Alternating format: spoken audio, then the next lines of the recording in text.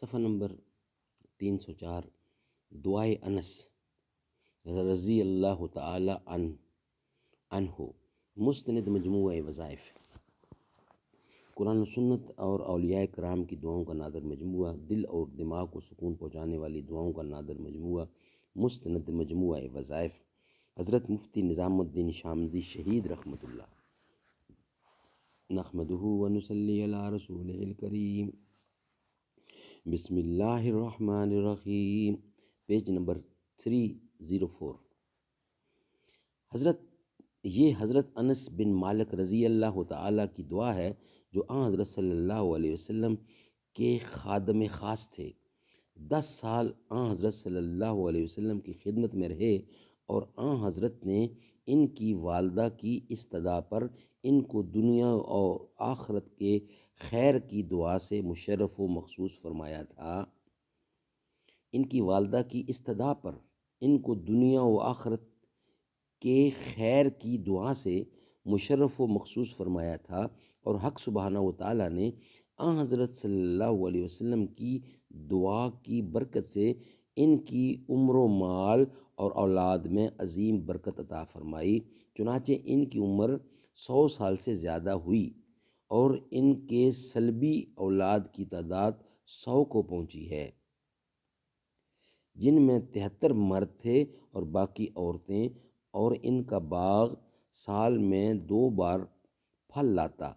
یہ دنیا کی برکات تھیں جو بطفیل دعا آن حضرت صلی اللہ علیہ وسلم ان کو حاصل ہوئیں، باقی آخرت کی برکات کا اندازہ کون کر سکتا ہے۔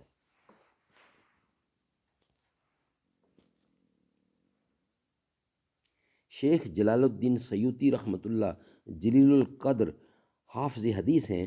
انہوں نے جمع الجوامع میں نقل کیا ہے کہ ابو الشیخ رحمۃ اللہ نے کتاب الثواب میں اور ابن عساکر نے اپنی تاریخ میں یہ واقعہ روایت کیا ہے کہ ایک دن حضرت انس رضی اللہ حجاج بن یوسف ثقفی کے پاس بیٹھے تھے۔ حجاج نے حکم دیا کہ ان کو مختلف قسم کے 400 گھوڑوں کا معائنہ کرایا جائے۔ حکم کی تحمیل کی گئی۔ حجاج نے حضرت انس سے کہا، فرمائیے اپنے آقا یعنی آپ حضور کے پاس بھی اس قسم کے گھوڑے اور ناز و نعمت کا سامان کبھی آپ نے دیکھا؟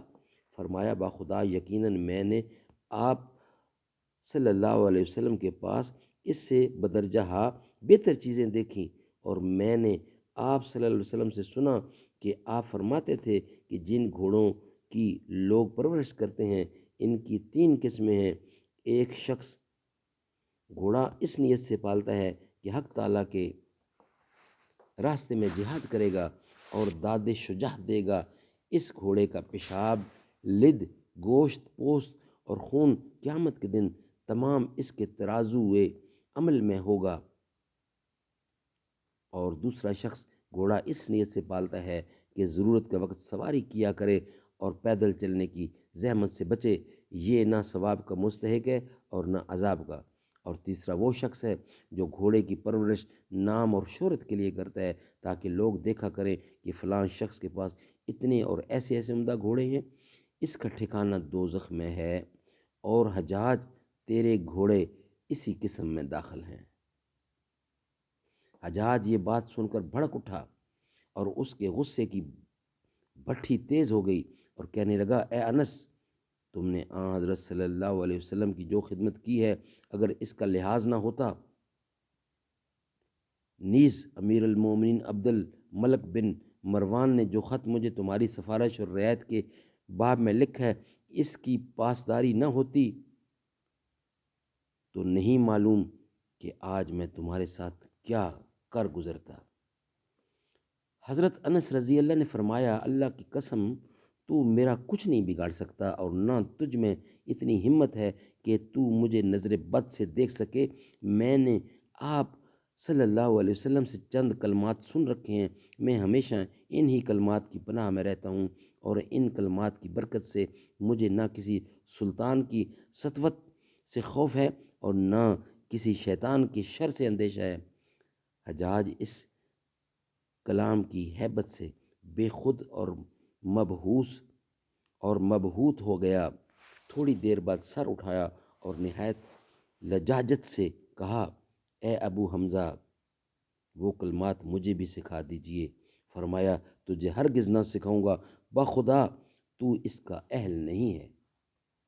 پھر جب حضرت انس کے وصال کا وقت آیا تو آبان جو آپ کے خادم تھے حاضر ہوئے اور آواز دی۔